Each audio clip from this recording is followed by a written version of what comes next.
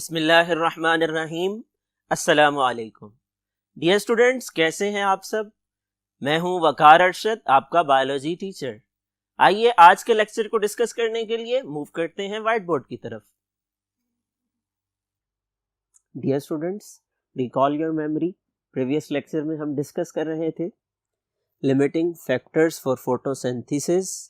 اس کو کریکٹ کر لیجئے، SIS، اور فرمنٹیشن کے بارے میں۔ ڈیئر اسٹوڈنٹس، فوٹوسنتھیسس کیا ہے ہم نے ڈسکس کیا۔ یہ ایک ایسا عمل ہے کہ جس میں پودے اپنی خوراک تیار کرتے ہیں، سورج کی روشنی کی موجودگی میں کرتے ہیں، کاربن ڈائی آکسائڈ اور پانی کو ملا کر کرتے ہیں، گلوکوز کی فارم میں کرتے ہیں۔ ڈیئر اسٹوڈنٹس، ہم نے ڈسکس کیا وہ کون سے فیکٹرز ہیں کہ جو فوٹوسنتھیسس پر اثر انداز ہوتے ہیں۔ وہ مختلف قسم کے فیکٹرز لائٹ انٹینسٹی ہے، ٹیمپریچر ہے، اور کاربن ڈائی آکسائڈ کی کنسنٹریشن ہے۔ لائٹ انٹینسٹی کے زیادہ ہونے سے فوٹوسنتھیسس زیادہ ہوتی ہے، اسی طرح ٹیمپریچر کے بڑھنے سے فوٹوسنتھیسس بڑھتی ہے، اور کاربن ڈائی آکسائڈ کے زیادہ ہونے سے بھی فوٹوسنتھیسس زیادہ ہوتی ہے۔ ڈیئر اسٹوڈنٹس، لمیٹنگ فیکٹرز کے بعد ہم نے ڈسکس کیا ریسپیریشن کے انٹروڈکشن کو۔ اور ریسپیریشن کیا ہے؟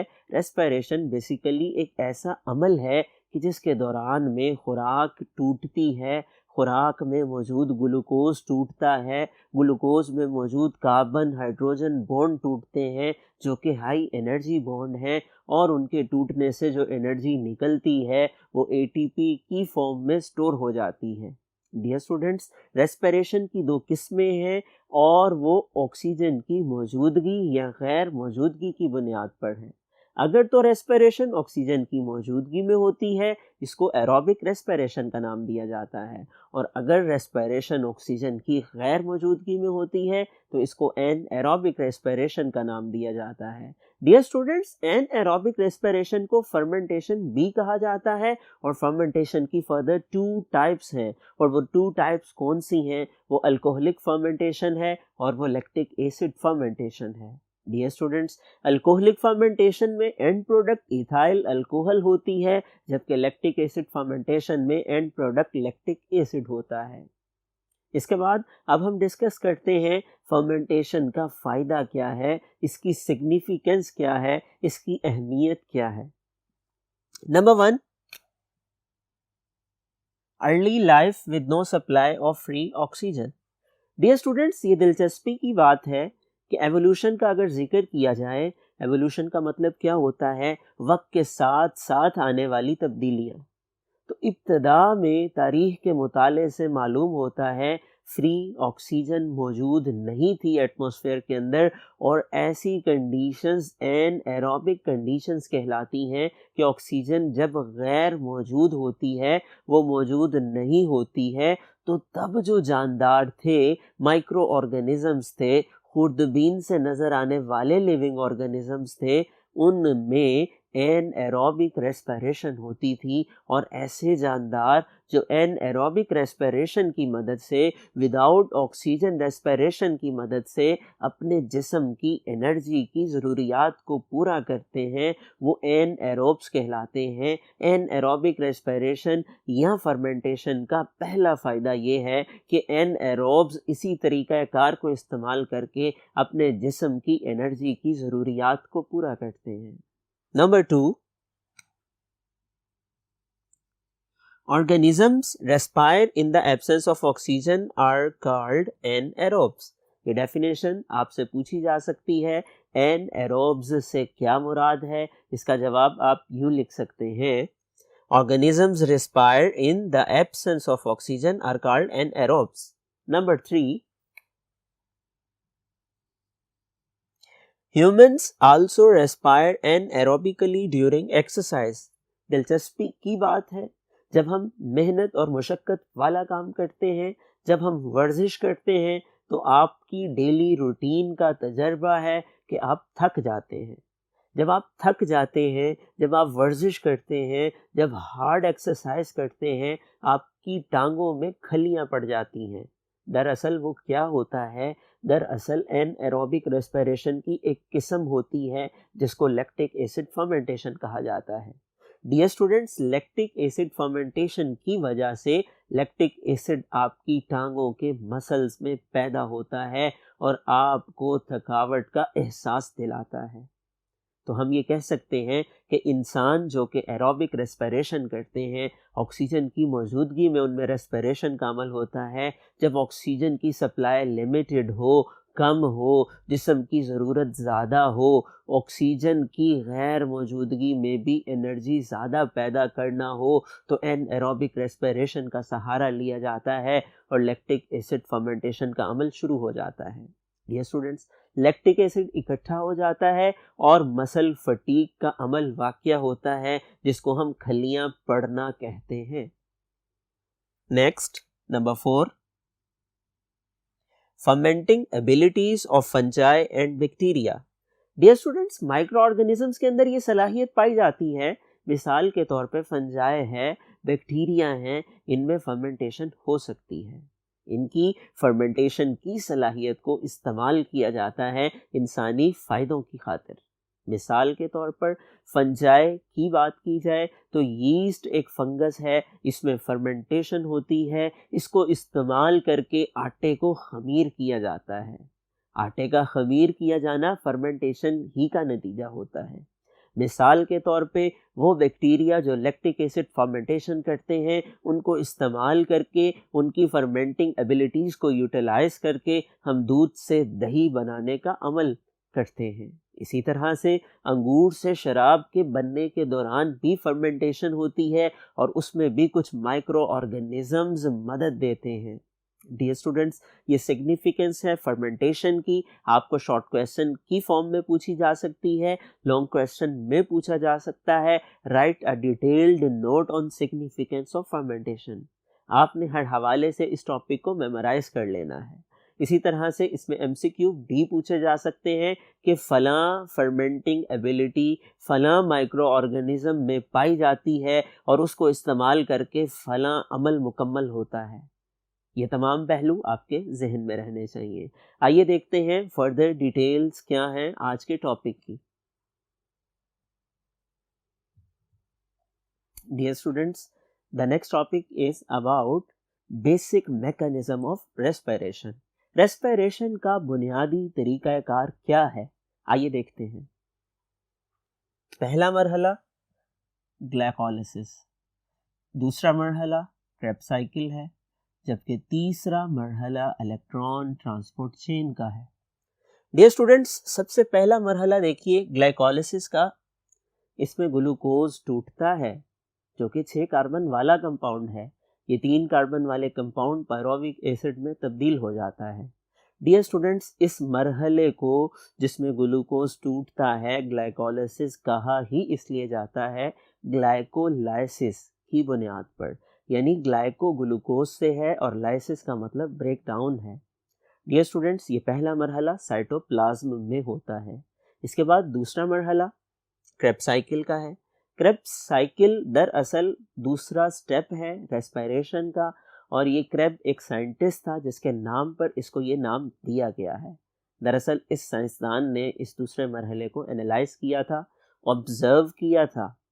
क्रेब्स साइकिल के अंदर एंटर होने के लिए बुनियादी शर्त ये है कि पायरोविक एसिड जो कि 3 कार्बन वाला कंपाउंड है, ये 2 कार्बन वाले कंपाउंड में तब्दील हो जाए।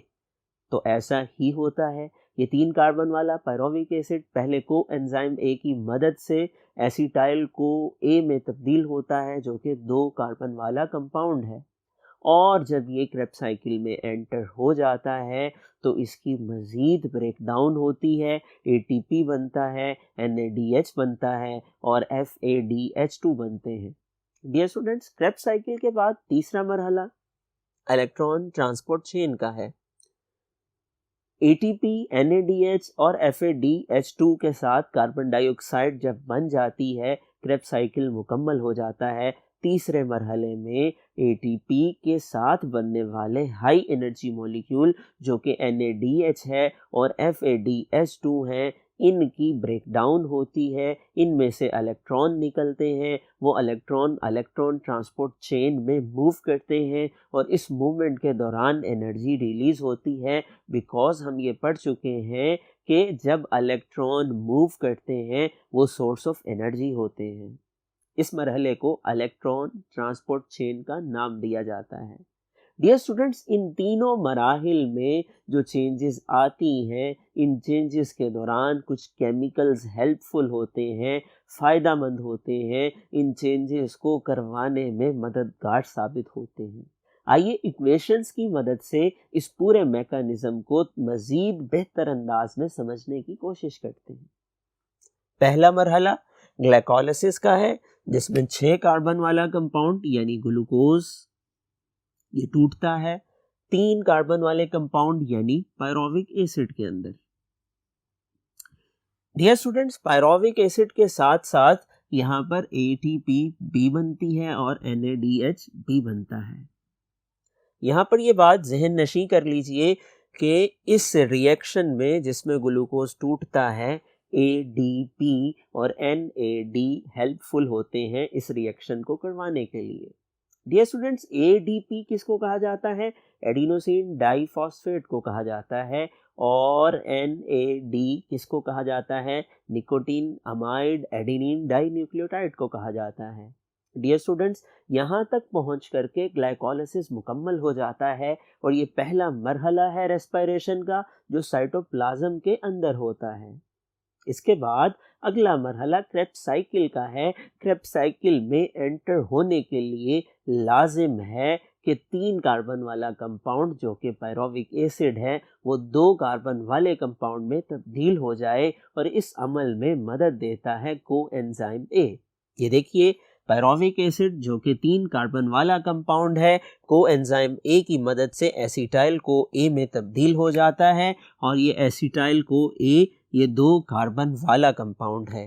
ڈیئر اسٹوڈنٹس، جیسے ہی ایسیٹائل کو A دوسرے مرحلے میں داخل ہوتا ہے تو اس کے اندر فردر چینجز آتی ہیں. ADP FAD اور NAD کی موجودگی میں کو انزائم A کے عمل کرنے کے بعد یہ ایسیٹائل کو A ٹوٹ جاتا ہے کاربن ڈائی آکسائڈ میں، ساتھ ATP بنتا ہے، NADH بنتا ہے اور FADH2 بنتا ہے.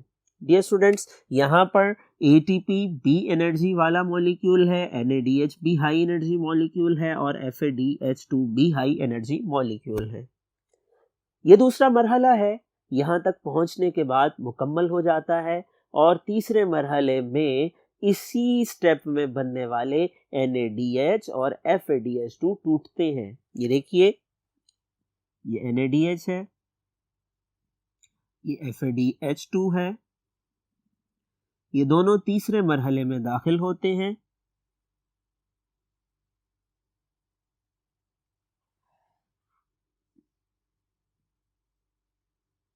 اور NADH اور FADH2 جب تیسرے مرحلے میں داخل ہوتے ہیں الیکٹران ٹرانسپورٹ چین میں یہ مرحلہ مکمل ہوتا ہے. ان کی ٹوٹ پھوٹ ہوتی ہے آکسیجن کی موجودگی میں ہوتی ہے. نتیجے کے طور پر ان میں سے ہائیڈروجن نکلتا ہے، واٹر کے مولیکیول میں تبدیل ہو جاتا ہے، الیکٹران نکلتے ہیں، الیکٹران کی موومنٹ سے انرجی بنتی ہے ATP کی فارم میں اور NADH NAD میں تبدیل ہو جاتا ہے. ہائیڈروجن کے نکلنے کے بعد FADH2 FAD میں تبدیل ہو جاتا ہے ہائیڈروجن کے نکلنے کے بعد. ڈیئر اسٹوڈنٹس، یہ تیسرا مرحلہ ہے الیکٹران ٹرانسپورٹ چین کا کہ جس کے اندر الیکٹران کی موومنٹ کی وجہ سے ATP بن رہی ہے. یہ تھا میکانزم آف ریسپائریشن. یقیناً آپ لوگوں نے سمجھ لیا ہوگا. یہ میکانزم لانگ کویسچن کے لیے امپورٹنٹ ہے.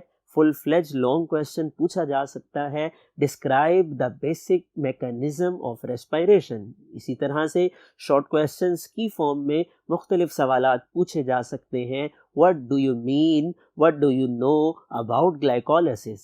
What is meant by Krebs cycle and what is meant by electron transport chain?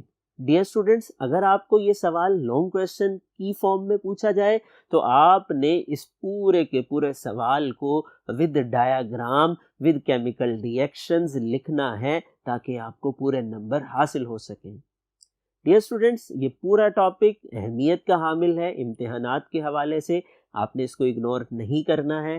سمجھ لینے کے بعد یہیں پر بس نہیں کر دینی، بلکہ اس کو یاد بھی کرنا ہے، اور یاد کرنے کا بنیادی طریقہ یہ ہے کہ آپ نے اس کو نوٹ ڈاؤن کر لینا ہے۔